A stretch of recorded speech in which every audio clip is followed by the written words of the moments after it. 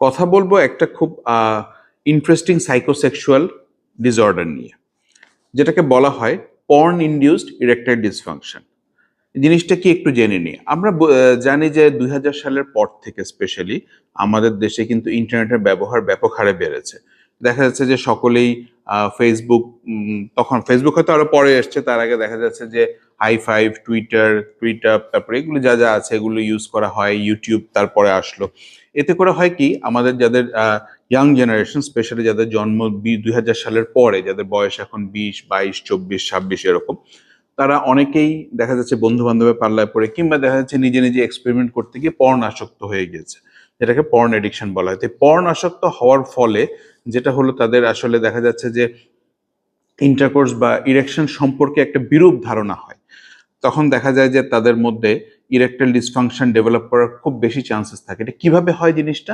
তারা মনে করে যে যে পর্নে তারা যেরকম ফিজিক্যাল অ্যাক্টিভিটি দেখছে বা যেরকম পারফরমেন্স দেখছে, তারা মনে করে যে বাস্তবে বোধহয় এরকমই হয়।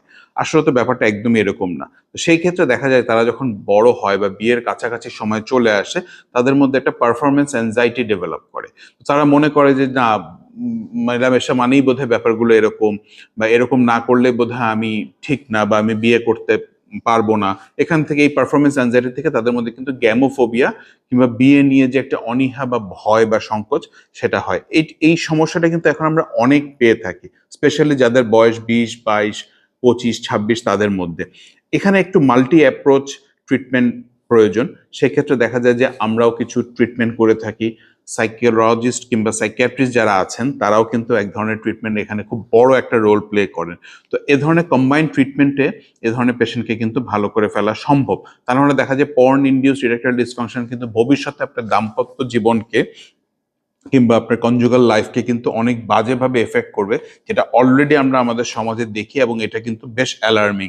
তো সুতরাং এই জিনিসটা যদি আপনি ফিল করেন, অবশ্যই আপনার ফিজিশিয়ান কিংবা ডক্টরের সাজেশন নেবেন।